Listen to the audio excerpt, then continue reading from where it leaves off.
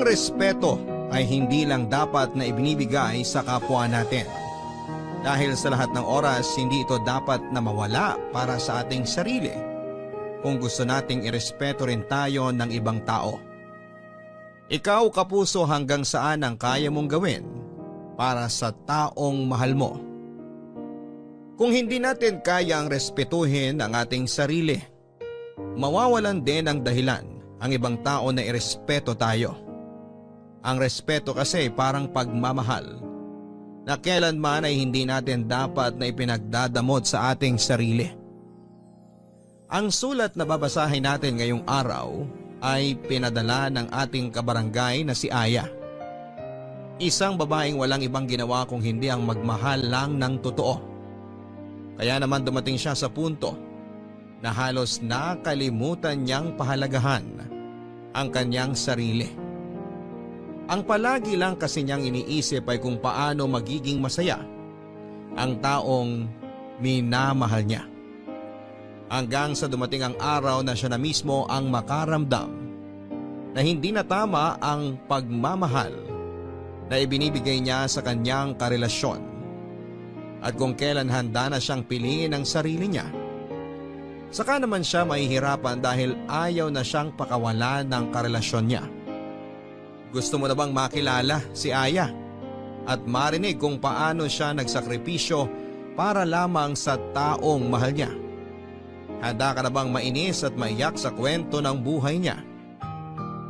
Kagaya ka rin ba niya na todo-todo kung magmahal? Yung tipong wala nang tinitira na pagmamahal at respeto para sa sarili mo? O mas pipiliin mong makalaya sa isang relasyon na ikaw na lang mag-isa ang nag-e-effort? Si Aya kaya, paano niya na-realize na mali na ang paraan niya ng pagmamahal? Nagsisi kaya siya na sarili naman niya ang pinili niya kesa sa taong mahal niya? Malalaman natin ang landas na pinili niya dito sa mga kwento ng pag-ibig, buhay at pag-asa sa nangungunang Barangay Love Stories. Dear Papa Dudut, kapag nagmahal tayo ng ibang tao ay hindi natin sila dapat na minamahal ng higit pa sa ating sarili. Dahil pwedeng unti-unti nating makalimutan na irespeto ang sarili natin kapag sinimulan na nating paikutin ang ating mundo sa ibang tao. Magandang araw, Papa Dudut, at sa mga kagaya ko na palaging nakikinig sa live stream ng inyong programang Barangay Love Stories. Itago niyo na lamang po ako sa pangalang Aya. 25 years old, taga Negros Occidental at nagnenegosyo ng mga beauty product. Matagal niyo na rin po akong tagapakinig at dahil halos lahat ng kwentong inyong iniere ay talaga namang nakapag-iiwan ng malaking aral sa buhay. At dahil alam ko na may aral din itong kwento ng buhay ko ay naisipan ko na itong ibahagi sa inyo. Nasa first year college ako, Papa Dudut, nang makilala ko si Jed. Magkaiba kami ng kurso pero may ilang subject na magkaklase kami. Madalas siyang tumatabi sa akin kaya naging close din talaga kaming dalawa. Hanggang sa niligawan na niya ako. At sinagot ko rin naman siya bago matapos ang second semester namin sa first year. Siya kasi talaga yung tipo ng lalaki, Papa Dudut, na matangkad, gwapo at active sa mga sport activity. Kaya hindi ko na rin pinatagal noon ang panliligaw niya sa akin. At dahil hindi pa pwede kay mama na mag-boyfriend ako, pinakilala ko lang si Jed noon bilang kaibigan at kaklase ko. Mabait namang boyfriend si Jed, makulit siya at palabiro kaya tumagal din ang halos 2 taon noon ang relasyon namin, Papa Dudut.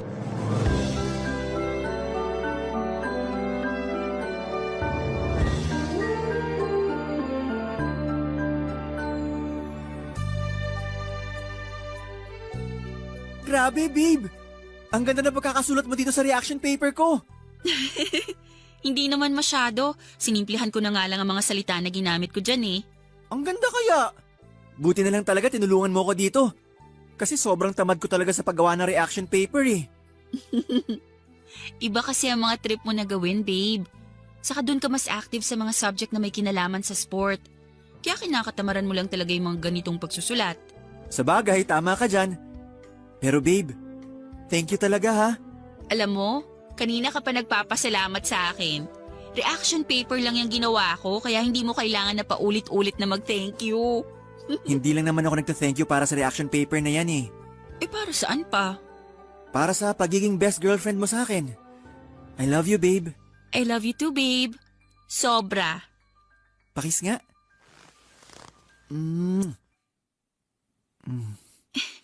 Babe, sandali lang. Bakit? Baka dumating na yung mga kasama mo dito sa boarding house. Mamayang gabi pa sila uuwi. Babe, sandali lang. Itigil mo na muna yung ginagawa mo sa akin. Babe, sabi ng teka lang eh. Ano bang problema mo?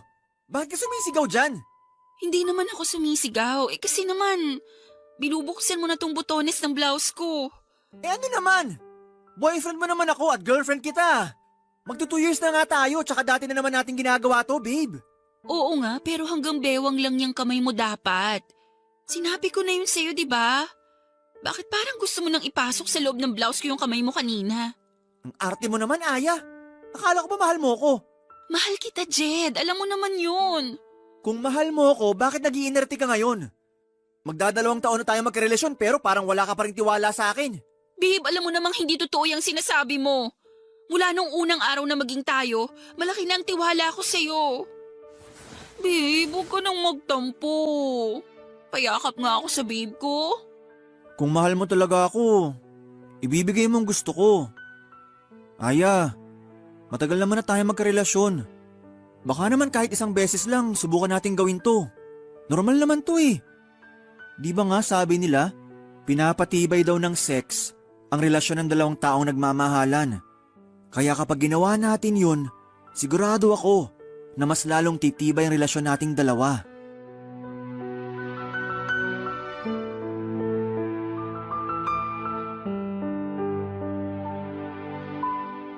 Papadudod, sinubukan ko pang tumanggi sa gustong mangyari ni Jed ng araw na yon. Pero tuluyan na rin akong bumigay at sinuko ang aking bataan sa kauna-unahang lalaking tinibok ng puso ko. At pagkatapos naming gawin ni Jed ang bagay na yon, mas naramdaman ko ang pagmamahal niya para sa akin. Siguro kasi nag-iba rin ang higpit ng yakap niya sa akin ng mga oras na yon. At kita ko sa mukha niya na sobrang natuwa siya dahil binigay ko na ang matagal na niyang hinihingi sa akin. Ang aking buong sarili.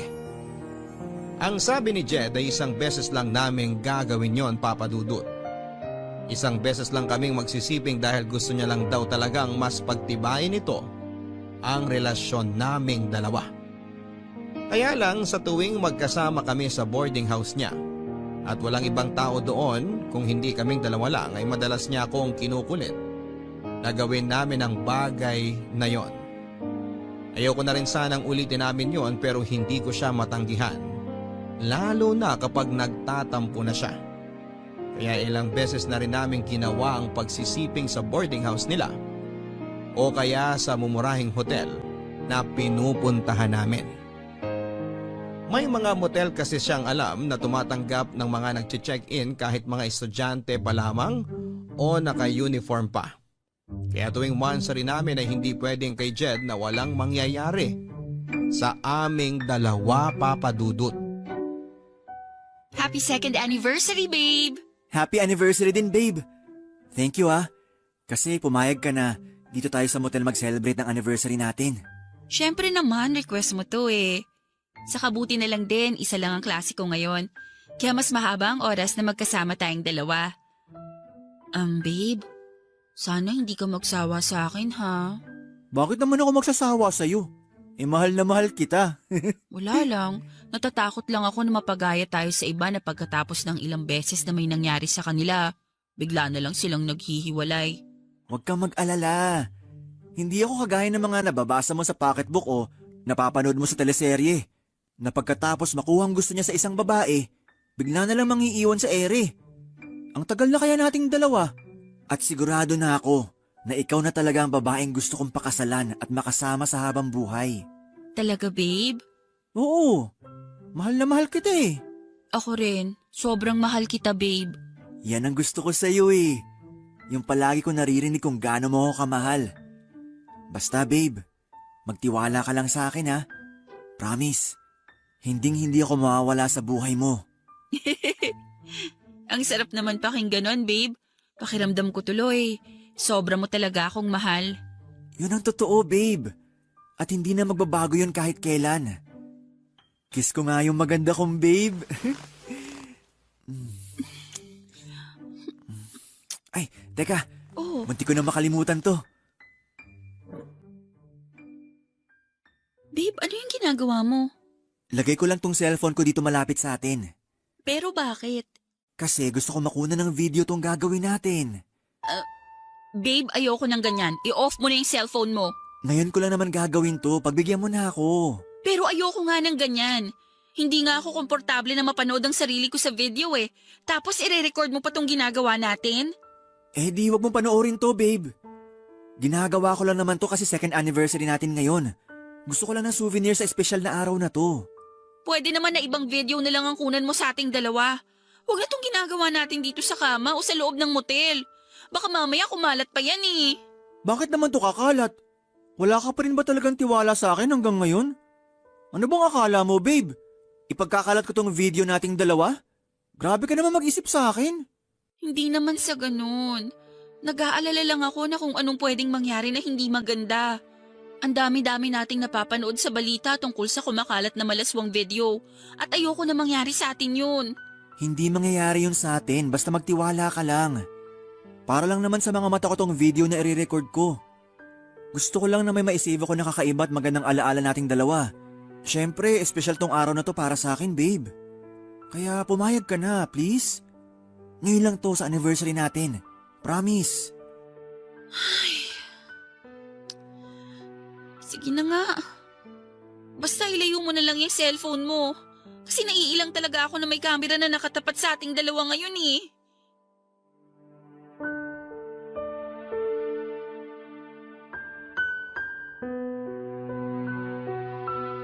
Papadudot, ayoko talagang gawin yon, kaya lang ayoko rin na mag-away pa kami ni Jed sa second anniversary naming dalawa. Kaya naman kahit naiilang talaga ako ay hinayaan ko na lamang na i-record ng cellphone niya na nasa malapit lang sa amin ang ginagawa naming pagsisiping. Kaya lang hindi rin ako kontento doon si Jed. Kinuha niya rin ang cellphone na yon at hawak niya yon habang nire-record ng malapitan ang ginagawa naming kalaswaan noon. Sobrang naiilang at nahihirapan akong kumilos noon. Pero dahil gusto ko siyang pagbigyan ay naging sunod-sunuran na lamang ako sa lahat ng gusto niyang mangyari ng araw na yon. Kahit labag pa yon sa kalooban ko.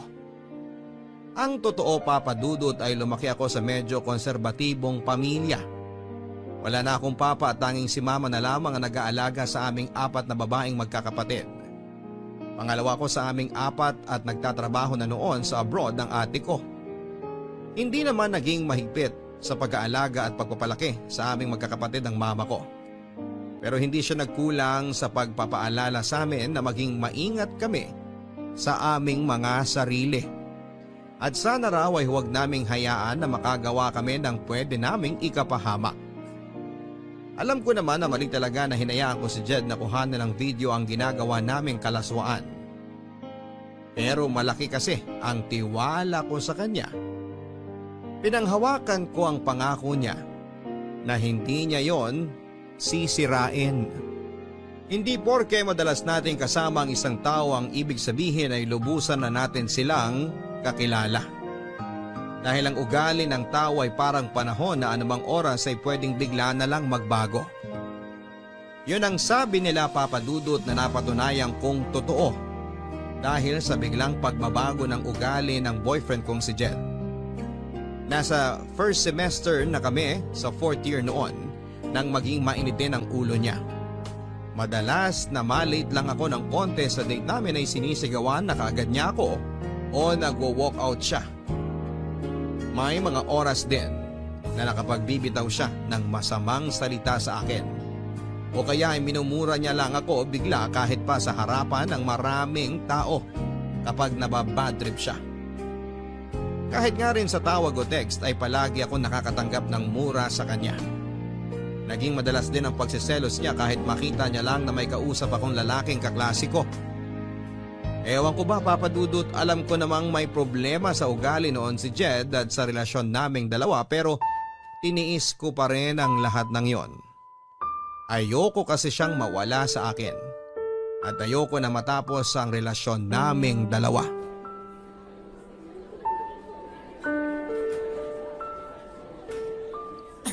Halika! Halika dito! Aray ko! Aray! Aray ko, babe! Nasasaktan na ako! Masasaktan ka lalo sa akin kapag hindi ka tumigil sa kakasalita mo dyan. Bitiwan mo nga kasi yung braso ko! Hindi naman ako lalayo sa'yo! O ayan, Aray! Hindi mo naman ako kailangang itulak! alam mo ikaw, ang arte-arte mo.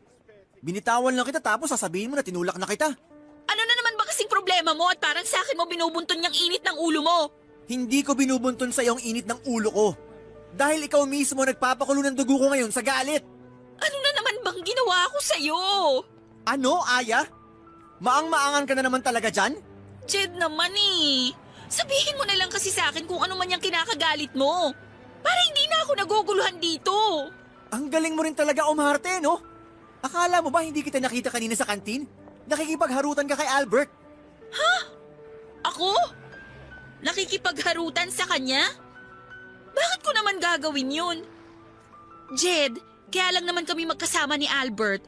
Kasi kagrupo namin siya ni Tess sa thesis namin. Ayan! Diyan yung nag-uumpisa, di ba? Yung kunwari gagawa kayo ng thesis. Pero ang totoo, naglalandian na kayong dalawa. Saan mo ba napupulot yung mga sinasabi mo na yan? Bakit? Hindi ba totoo? Siyempre hindi. Bakit ko naman gagawin yun? Boyfriend kita. At malaki ang respeto ko sa relasyon nating dalawa. So kapag hindi mo pala ako boyfriend, plano mo talagang landiin yung Albert na yon? Jed naman, ano ba? Saan ba talaga pupunta tong usapan na to? Tapatin mo nga ako, Aya. Type mo si Albert kaya lagi ka nagpapakyut doon, no? Ano na naman ba yung sinasabi mo? Alam mo, hindi na kita maintindihan. Saka yung takbo ng utak mo kasi... Aray ko, Jed! Bakit mo naman ako sinampal? Kasi isang tanong lang ang binigay ko, pero ang dami mo nang sinabi. Aya! Ano ba nangyayari dito? Wala, Tess. May pinag-uusapan lang kami ni Jed. OMG! Bakit dumudugo yan labi mo?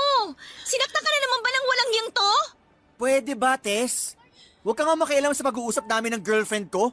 Hindi ako makikialam kung hindi mo siya sinasaktan. Tess, tama na yan. Hindi naman talaga ako sinaktan ni Jed. Talaga? Hindi? Kahit ang pula ng pisngi mo at may sugat pa yan labi mo? At ikaw naman, Jed, kung gagawin mo lang punching bag tong kaibigan ko, mabuti pa umalis ka na lang dito. Alam mo, Tess, napaka-pakialamera mo talaga. Mabuti pa nga na magsama na lang kayo ng kaibigan mo. Diyan na kayo. Jed, sandali! Hindi pa tayo tapos mag-uusap. Ay, ano ba? Sinaktan ka na nga ng lalaking yan tapos gusto mo pang habulin? Tess naman eh. Bakit kasi nakialam ka pa sa pag-uusap naming dalawa?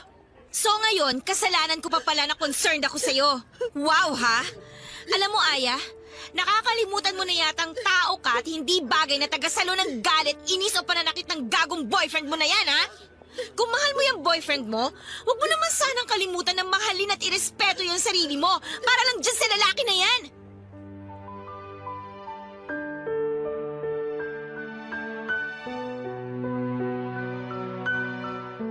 Papadudot alam ni Tess na hindi yun ang unang pagkakataon na nasaktan ako ng pisikal ni Jed, kaya naman grabe rin talaga ang inis niya sa akin ng araw na yon.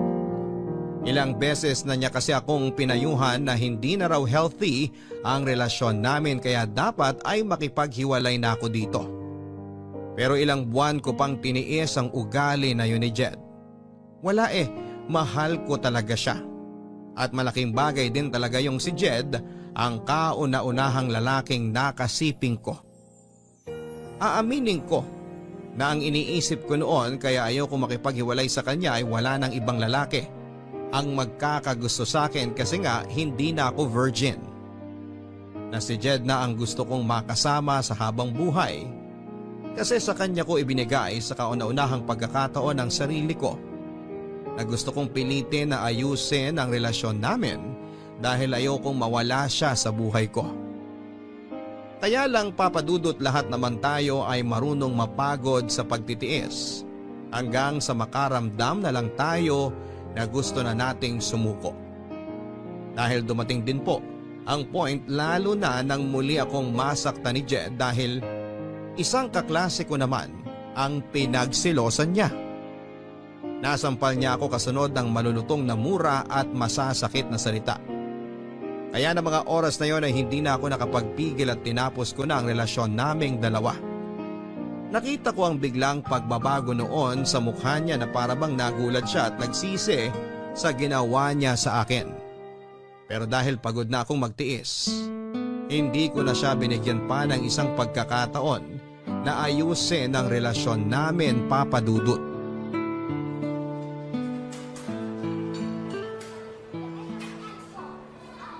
Tess, nasan ka na? Sorry ha, traffic kasi dito sa dinaanan ng jeep na sinasakyan ko pero malapit na ako dyan.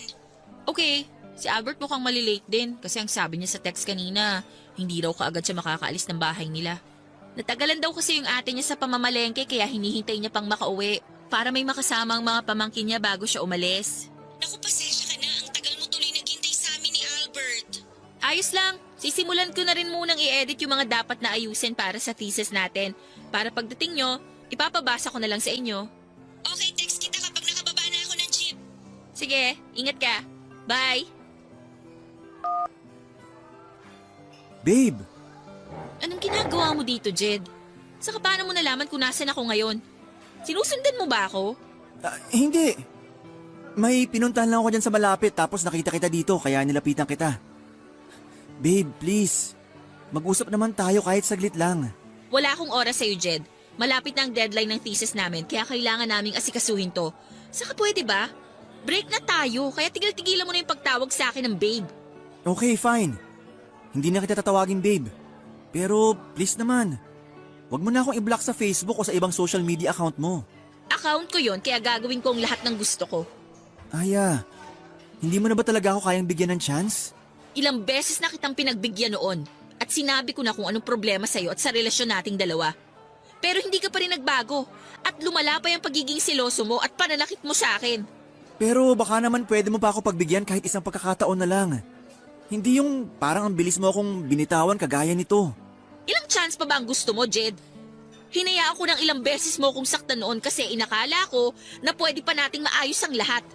Pero nakakapagod ka ng pagbigyan. Kaya sorry kung hindi ko na talaga kayang ibigay ang hinihingi mong pagkakataon para ayusin ang relasyon natin. Hindi. Hindi ako papayag na mawala ka sa akin. Jed naman, huwag mo nang pahirapan ang sarili natin. Mag-move on na lang tayo pareho. Pero hindi ko nga kayang gawin yung sinasabi mo. O sige. Ayaw mo makipagbalikan sa akin? Okay, fine. Pero wag mo akong sisisihin ha. Kapag nakita mo ang sarili mo sa kumakalat na malaswang video. Ha? Anong ibig mong sabihin? Alam mo kung anong tinutukoy ko, Aya. Kaya pag-isipan mo tong mabuti. Makikipagbalikan ka sa akin? O may malaswang skandal mo nakakalat sa school natin?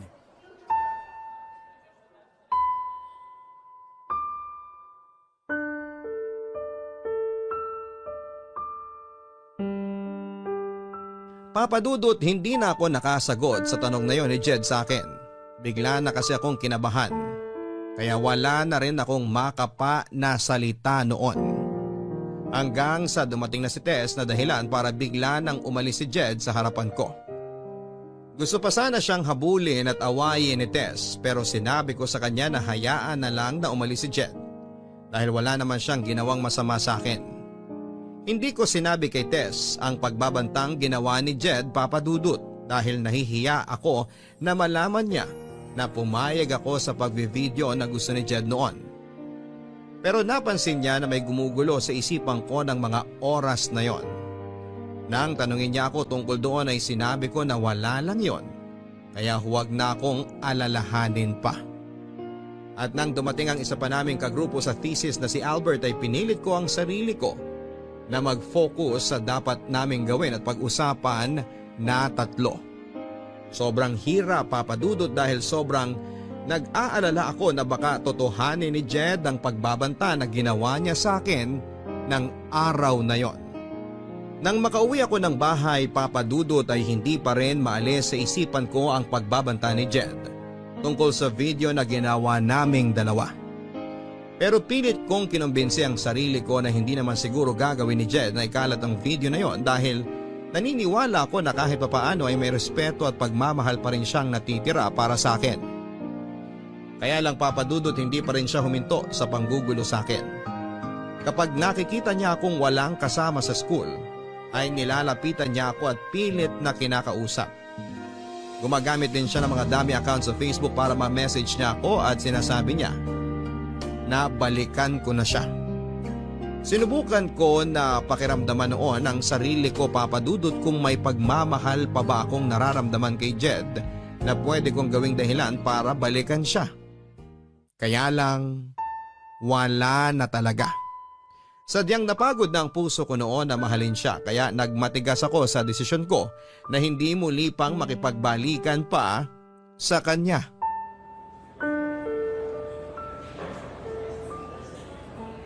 Hello, sino to? Hi babe, kumusta? Jed, ikaw na naman? Oh, teka. Relax ka lang babe. Jed, pangatlong palit ko na ng SIM card to.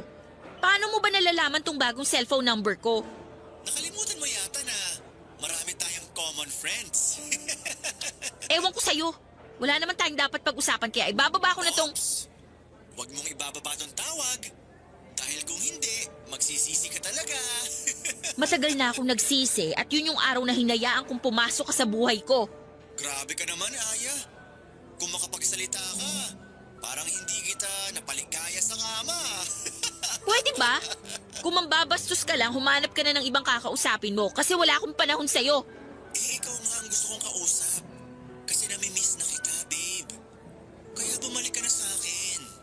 Please? Hindi mo na ako madadaan sa mga paglalambing mo na yan. Sige na, bye! Buwisit talaga yung lalaki na yun kahit kailan. Aya, nandito ka lang pala sa kantin. Kanina pa kita hinahanap. Bakit hindi ka na lang nag-text para itanong kung nasan ako? Ay, oo nga no.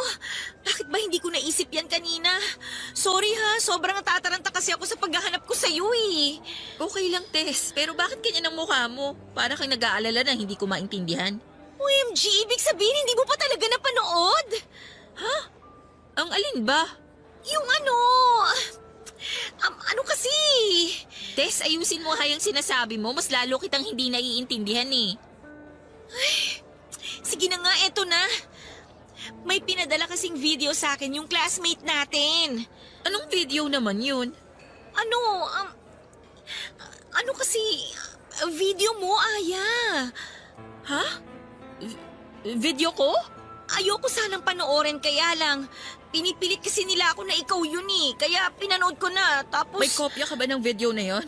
Oo, pero Aya, alam ko naman na hindi mo gagawin yun at saka... Panood na lang ako, please. Oo, sige.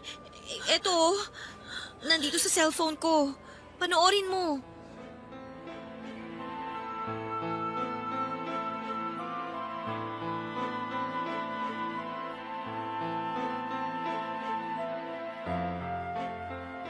Halos maiyak ako nang makita ko ang sarili ko sa video na pinapanood sa akin ni Tess, Papa Dudut. Tinotoo pala talaga ni Jed ang ginawa niyang pagbabanta sa akin na ipagkakalat niya ang video ko. Ang malaswang video na kinuhanan ni Jed noong magkasama kaming dalawa sa isang motel.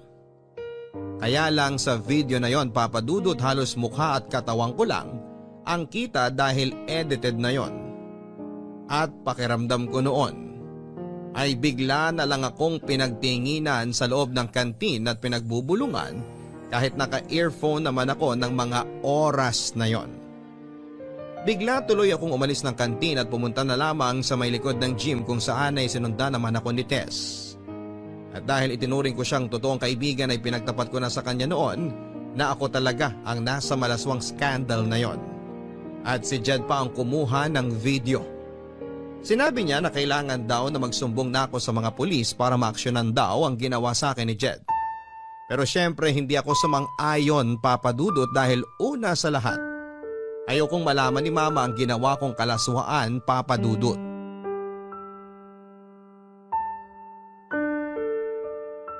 Girl, hindi ka na naman pumasok sa klase natin kanina. Masama kasi yung pakiramdam ko pero medyo okay naman na ako ngayon. Sigurado ka ba na ayos ka lang? Oo, wag ka mag-alala sa akin kasi nandito lang din naman ako sa bahay. Paano naman ako hindi mag-aalala sa'yo? 2 araw ka nang hindi pumapasok sa mga klase natin. Oo nga pala, Aya. Sinabi sa akin ng advisor natin na gusto ka raw niya makausap tungkol doon sa kumakalat na video mo. Mukhang hindi na rin talaga ako makakabalik pa sa school.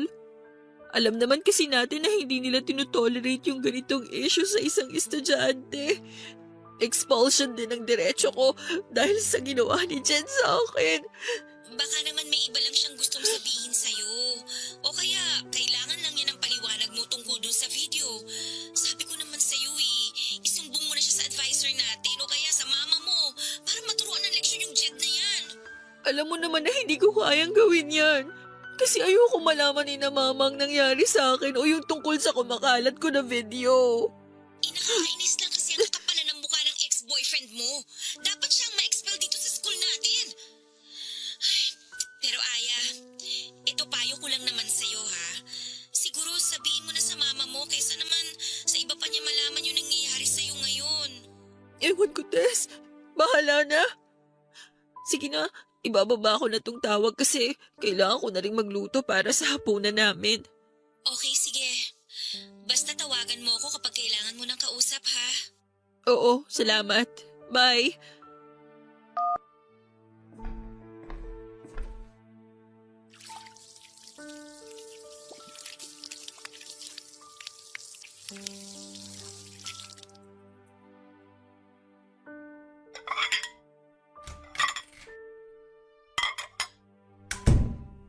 Aya?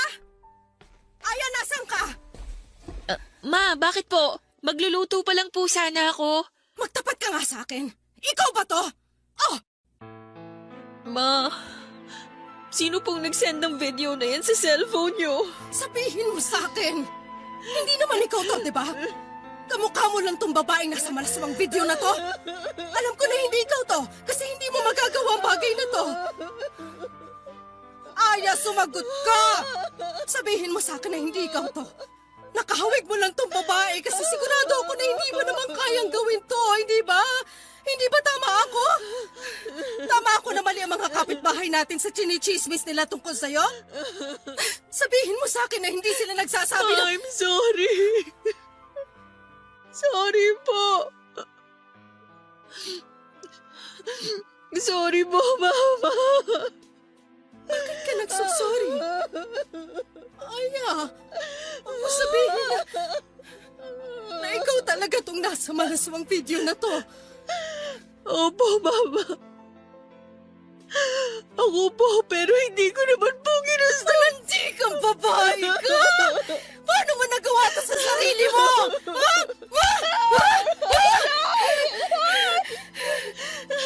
Ilang ulit ko kayong pinapaalalahanan ng mga kapatid mo na huwag gumawa ng kalokohan dahil puro babae ka to. Tapos eto ka, nagpapavideo ng mga kalaswang ginagawa mo? Mama, hindi ko naman po ginusto na kumalat yung video na yan. Kahit na, napakalandi mo pa rin. Napakalaswa mong babae. Hindi mo na ginalang ang sarili mo. Hindi mo na nirespeto yung katawan mo. Nakakahiya ka. Nakakahiya kang anak. Kinakahiya kita at yung kahihiyan na ginawa mo sa sarili mo.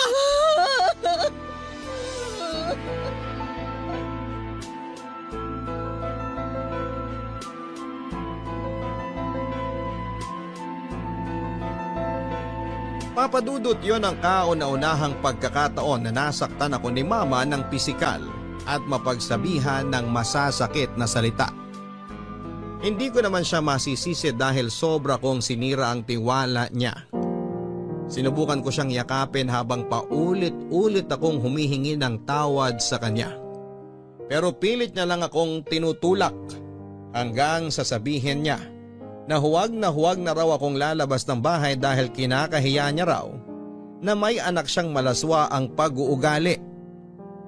Doon ko nalaman, Papa Dudut, na hindi lang pala sa mga kaklase ko si Nen ni Jed ang skandal ko, kung hindi pati na rin sa mga pinsang ko na nakilala niya noon. Kaya kumalat na rin yon pati na sa iba pa naming kamag-anak at pati na rin sa mga kapitbahay namin. Pinagkalat niya ang video ko gamit ang kanyang dummy account sa Facebook. Sinubukan kong tawagan si Jed pero hindi na niya sinasagot ang tawag ko. Gusto ko kasing makiusap sa kanya na hinto na niya ang ginagawa niyang pagpapakalat ng video. Gulong-gulo talaga ang isipan ko kung ano ang dapat kong gawin noon, pero dahil alam ko na masyado nang mabilis ang pagkakalat ng balita, alam ko rin na hindi ko na mapipigilan pa ang pagkalat ng skandal ko sa social media at iba't ibang panig ng mundo, Papa Dudut. Mula nang malaman ni Mama ang tungkol sa kumalat na skandal ay hindi na ako halos nakalabas ng bahay, Papa Dudut. Hindi dahil sa ayaw ni Mama na lumabas ako, kung hindi dahil ako mismo ang nahihiya sa nangyari. Pakiramdam ko kasi lahat ng taong nakakakilala sa akin ay alam na ang tungkol sa skandal ko. Hindi na rin talaga ako pumasok sa school noon dahil alam ko na lahat ng estudyante doon ay napanood na ang malaswang video ko at pwede rin na ma-expel ako dahil sa issue na yon. At nag-deactivate na rin ako ng social media account ko dahil napuno na ng mga message na tungkol sa skandal ang inbox ko. Nang makausap ko naman ang ate ko na nasa abroad ay halos maiyak din siya sa galit habang pinagsasabihan ako, Papa Dudut. Wala naman akong ibang nagawa noon kung hindi ang paulit-ulit na mag-sorry sa kanya. Si Mama naman ay hindi na rin ako masyadong kinikibo sa bahay. At hindi ko rin masyadong kinakausap noon ang dalawa kong kapatid. Pareho silang nasa high school noon kaya alam ko na aware na rin sila tungkol sa video ko. Papa Dudut, gusto ko na rin talagang maglayas noon pero wala naman akong alam na ibang pwedeng puntahan. Kaya naman kinulong ko na lamang ang sarili ko sa lungkot at pagsisisi sa loob ng kwarto.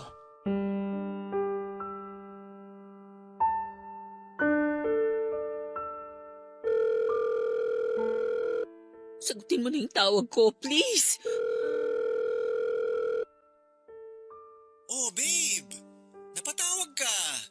Na-miss mo ako? Walang hiya ka, Jed! Bakit mo ginawa yon?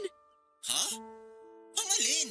Huwag ka nang mag-deny dyan. Alam ko naman na alam mo kung anong tinutukoy ko. Ah! Yung tungkol ba to sa skandal mo? In fairness, babe sexy mo dun. Parang sarap na sarap ka habang nakikipag-ano ka sa video na yun. Napakasama mo talaga, Jed! Oh, bakit?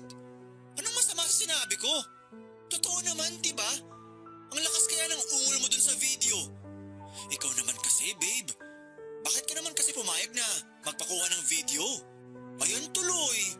Napanood na ng ibang tao kung gaano ka kahilig sa sex. Tigilan mo na nga yung pagtawag sa akin ng babe! Ang kapal din naman talaga ng mukha mo na sabihin sa akin yan! Alam ko naman na ikaw ang nagpakalat ng video ko na yon! Oh, teka lang. Hinay-hinay ka sa pagbibintang mo. Kasi wala ka namang katibayan dyan. Ang kapal talaga ng mukha mo na magbaang-baang pa dyan! Bakit? Totoo naman hindi ko nga alam kung ako ba talagang kasama mo dun sa video eh. Jed, pwede ba? Ikaw lang naman ang lalaki na kagalaw sa akin at alam mo yon! Kaya huwag kang mag-imbento ng kwento dyan! Aya, paano ko naman masisiguro na ako talagang kasama mo sa video na yun? Mukha mo at katawan mo lang naman na nakikita dun. Kitang-kita dun na enjoy ka habang kinukunan ka ng video. Pinilit mo lang ako na pumayag, kaya pwede ba? Tigilan mo na yung pag-iimbento mo ng kwento! Kung napilitan ka lang talaga, bakit ang lakas ng ungol mo dun sa video? Hindi ba dapat nagpupumiglas ka? Sumisigaw ka ng, tama na po, huwag niyo na po akong kunan ng video. Pero hindi yun ang sinasabi mo sa video, Aya. Sarap na sarap ka habang nakatutok sa iyo ang camera ng mga oras na yun. Ano ba talaga gusto mo, Jed? Bakit mo ginagawa mo to sa akin? Alam mo naman ang gusto ko, Aya. Ang bumalik ka sa akin. Pero ang arte mo lang masyado kaya pinaparusahan kita. Wala naman akong kasalanan sa'yo. Tinapos ko naman ng maayos ang relasyon nating dalawa at sinabi ko sa iyong dahilan kung bakit ayoko na. Ah, ayaw mo na talaga? Ganun na lang talaga yon? Oo nga pala, may naalala ako. Ikaw, naaalala mo pa ba? Yung nakaluhod ka? Habang nakatutok yung cellphone ko sa'yo? Hindi ko pa pala yun nasisend sa mga kaibigan natin o kamag-anak mo. Dahil gusto kong pagsawaan mo ng panoorin yun bago ko ipasa sa kanila. Jeff, please! Itigil mo na to! Maawa ka naman sa akin! Halos itakwil na ako ni Mama nang dahil sa video na pinakalat mo! Hala, talaga? Sorry hindi ko alam eh. Pero sige, hindi ko na ikakalat yung video na nakaluhod ka. Sa isang kondisyon, pumunta ka sa lugar na i-text ko sa'yo.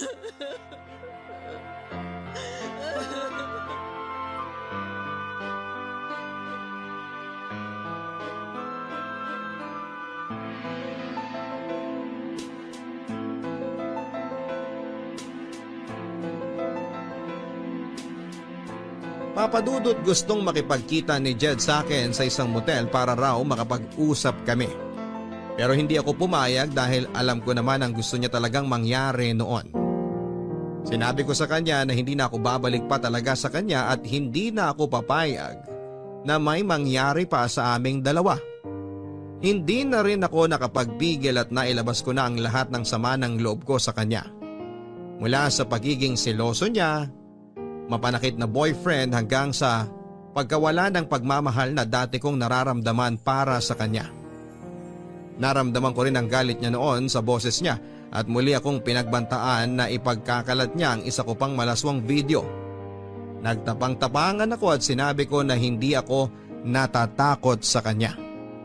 Kaya lang kinagabihan papadudot ay tinawagan ako ni Tess para sabihin na may kumalat na namang bagong video ko.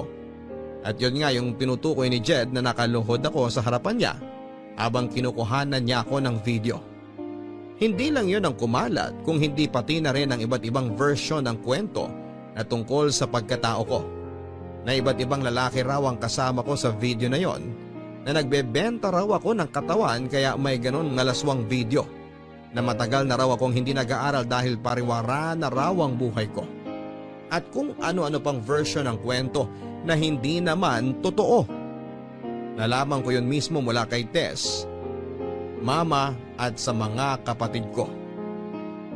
Lalo tuloy akong kinamuhian ni Mama dahil inakala niya na totoo ang mga chismis na yon. Lalo rin akong nagalit noon sa sarili ko. Pakiramdam ko noon ay pati ako ay nandidiri na sa katawan ko dahil sa video na yon. Para bang nawala na ako ng kakampi at dahilan para mabuhay. Dahil puro kahihiyan na lamang ang binibigay ko kina Mama. Papadudot, alam kong mali pero dahil sa sobrang na-stress at na-depress na ako sa nangyayari sa buhay ko ng mga oras na yon, ay hindi ko na napigilan ang sarili ko na subukang tapusin ang buhay ko. Nasa kwarto lang ako noon at inabot ko ang cutter mula sa pencil case ko. At doon nga ay sinimulan ko ng laslasin ang pulso ko.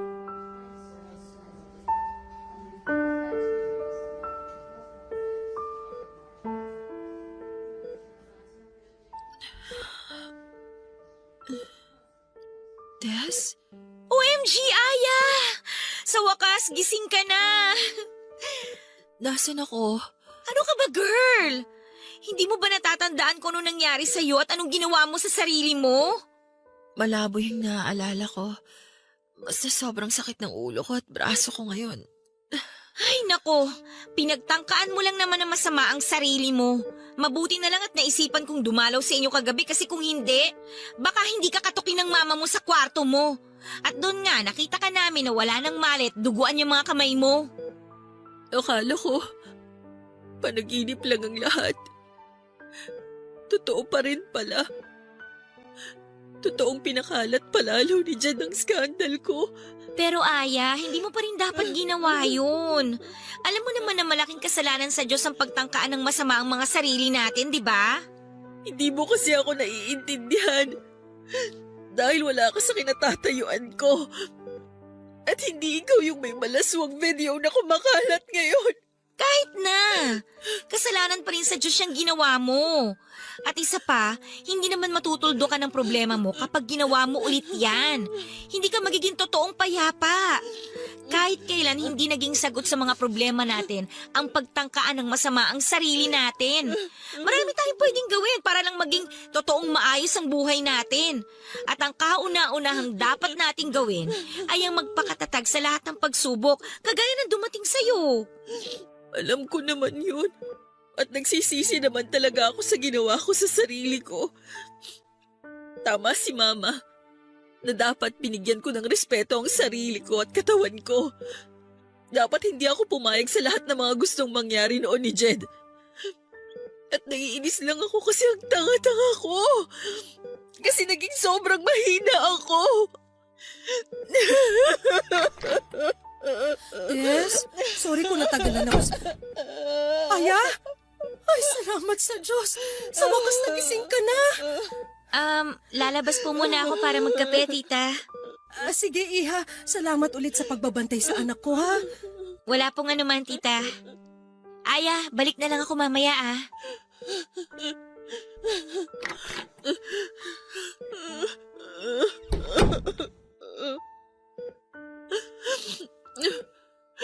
Mama, sorry po. Sorry po kasi binigyan ko na naman po kayo ng problema. Sorry po kasi nagiging pabigat na po ako sa inyo. Sorry po sa ginawa ko. Sorry po talaga. Shh! Tama na. Huwag ka nang umiyak. Wala na po akong ibang binigay sa inyo kung hindi puro problema at kahihiyan na lang po, Mama. Pero maniwala po sana kayo na nagsisisi na po ako sa lahat ng naging pagkakamali ko. Hindi po ako masamang babae kagaya ng sinasabi ng ibang tao. Hindi po totoo na kung kani-kaninong lalaki po ako pumapatol. Si Jed lang po ang naging boyfriend ko. Mama, siya lang po ang lalaking kasama ko sa lahat ng kumalat ng malaswang video ko. Maniwala po sana kayo sa akin. Hindi mo ako nagsisinungaling. Hindi mo ako masamang babae, Mama. Naniniwala naman talaga ako sa'yo. Nadala lang talaga ako ng galit ko kaya nakapagbitaw ako ng masasakit na salita. Sorry rin, anak, kung hindi kita masyadong inintindi at mas pinakinggan ko pang masasamang naririnig ko mula sa ibang tao. Pero sinabi na sa akin ni Tess ang lahat na nangyari sa'yo.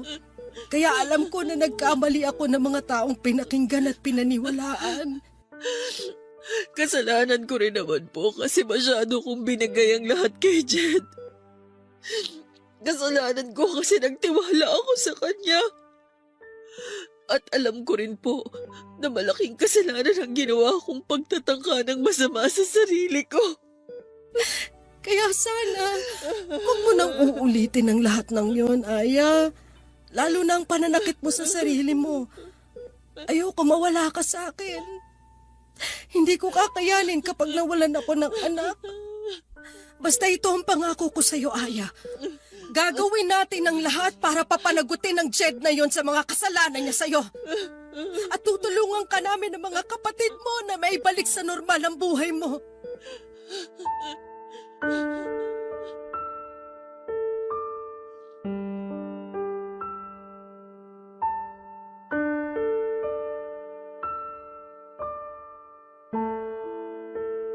Papadudot nang makalabas ako ng ospital ay naglakas loob na akong sampahan ng kaso si Jed. Gusto ko na rin kasing matapos ang panggugulong ginagawa niya sa akin noon at isa pa, pinaramdam na nina mama sa akin noon na sosuportahan at tutulungan nila akong maibalik ang normal na buhay ko. Nang magsumbong kami sa mga pulis ay sinabi nila na kailangang mahuli si Jed sa akto ng pamba-blackmail sa akin para tuluyan namin siyang makasuhan tungkol sa pagpapakalat niya ng skandal ko. Kaya naman ang muling mag-text si Jed tungkol sa isa pang video ko na sinasabi niyang ipagkakalat niya. Sinabi ko na makikipagkita na ako sa kanya at papayag na ako sa gusto niyang mangyari. At sa araw na dapat ay pagkikita naming dalawa ni Jed ay doon natapos sa panggugulo niya sa akin dahil kasama ko ang mga pulis na humuli sa kanya. Grabe ang iyak ko nang muli kaming magkaharap ni Jed sa presinto, Papa Dudut. Saglit ko siyang nasampal, nasabunutan at nasigawan. Pati si Mama ay galit na galit din sa kanya, pero mas nangibabaw ang mga sigaw ko noon habang kausap ko siya. Sa mahigit 2 taon kasi ng relasyon naming dalawa ay wala akong ibang ginawa kung hindi ang mahalin siya at gawin ang lahat ng gusto niya. Pero ang pagsira pa pala sa buhay ko, ang isusukli niya sa lahat ng pagmamahal na pinaramdam ko sa kanya. Hindi ko rin alam, Papa Dudut, kung tinulungan ba ako ng tadhana na mapabilis ang pagpaparusa kay Jed dahil 2 buwan pa lamang siyang nakukulong noon nang mabalitaan ko na nagkaroon ng malaking sunog sa lugar nila at natupok ng apoy ang bahay nila kasama na ang kanyang buong pamilya.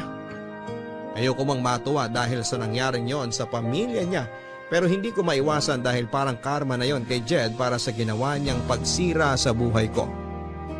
Papa Dudut, dahil po sa dami ng problema ang kinasangkutan ko noon ay hindi na ako nakabalik pa sa pag-aaral. Nalaman na rin kasi ng advisor namin at iba pang may mga mataas na katungkulan sa university ang nangyaring gulo sa buhay ko. At balak na rin nila akong i-expel kaya ako na lang ang nag-drop out mula sa pag-aaral. Nagawa namang maipasa ni na Tess ng thesis nila kahit na wala ako sa grupo. Nasa bahay na lamang ako pero palagi naman akong kinakausap ni na Mama at ng mga kapatid ko. Palagi nilang pinaparamdam sa akin na sa kabila ng mga nangyari, nasa tabi ko lang daw sila at hindi nila ako iiwanan. At doon ko nga na-realize na mali talaga ang ginawa kong pagtatangka ng masama sa buhay ko. Dahil palagi naman akong may pamilya na pwedeng hugutan ng lakas ng loob para maging matatag. Kaya naman muli ako nagkaroon ng lakas ng loob na subukang ibalik ang normal kong buhay. Pero hindi na ako nag-aral pa, Papa Dudut. Inayos ko ang sarili ko at nagpatuloy ako sa buhay ko at nagsimula na lang ng isang negosyo. Hindi naging madali ang lahat ng ito at may mga oras noon na naririnig kong pinag-uusapan ng ibang tawang tungkol sa malaswakong skandal. Pero nagpakatatag ako at pilit kong pinakita sa lahat na ang mga taong nadadapa ay kayang bumangon at muling magpatuloy sa paglalakad. 5 taon na rin, Papa Dudut, ang nakakalipas mula na mangyari ang lahat ng ito sa buhay ko. Alam ko na nasa internet pa rin ang ibang kopya ng malalaswakong video pero wala na akong pakialam pa. Kasi hanggang ngayon ay pinagdudusahan pa rin ni Jed sa loob ng bilangguan ng ginawa niyang pagsira sa buhay ko. Hindi ko na mabubura pa ang nagawa kong pagkakamali pero ang mahalaga, hindi ko na yon uulitin pa. Maraming salamat po sa pagbabasa ng sulat ko, Papa Dudut, at sana'y makapag-iwan ng aral sa mga kapuso natin na nakinig sa aking kwento, ang storya ko. Na anumang oras lahat tayo ay pwedeng madapa at magkamali. Pero palaging may pagkakataon na muling bumangon para lumaban sa hamon ng buhay. Ang inyong forever kapuso at kabarangay, Aya. Kapag nagmahal tayo ng ibang tao ay palagi tayong magtitira ng kalahating porsyento o higit pa na pagmamahal para sa ating mga sarili para hindi mawala ng dahilan ng ibang tao na irespeto tayo. Maraming salamat, Aya, sa pagbabahagi mo ng sulat mo dito sa aming programa. Hindi talaga biro ang pinagdaanan mo sa ginawa sa iyo ng dati mong karelasyon. Yung binigay mo sa kanyang lahat ng tiwala at pagmamahal mo pero ipapahama ka lang pala niya sa huli. Mabuti na lang at may mga tunay kang kaibigan at mga pamilya na hindi ka iniwang nag-iisa. Tama ka sa mga sinabi mo na sila ang dapat mong kinukuhanan ng lakas ng loob sa tuwing pakiramdam mo ay nangihina ka na. Pero sa susunod na maramdaman mo na para bang wala kang kakampi sa mundong ito ay magdasal ka lamang, Aya, no? Magdasal ka at ipararamdam sa iyo ng buong may kapal. Kailanman ay hindi ka nag-iisa dahil kasama mo siya at ang paggabay niya. Mga kapuso, alam naman natin kung ano ang tama sa mali kaya kahit gaano pa natin kamahal ang isang tao, kung sadyang mali ang ginagawa o pinapagawa niya sa atin, matuto tayong manindigan sa tama at sa sarili nating desisyon. Para sa bandang huli ay hindi tayo mapahamak at wala tayong dapat na pagsisihan. Hanggang sa muli, ako po si Papa Dudut sa mga kwento ng pag-ibig, buhay at pag-asa dito sa Barangay Love Stories number 1. Mga kwento ng pag-ibig, kwento ng pag-asa at mga kwento ng buhay dito sa Barangay Love Stories. Love Stories.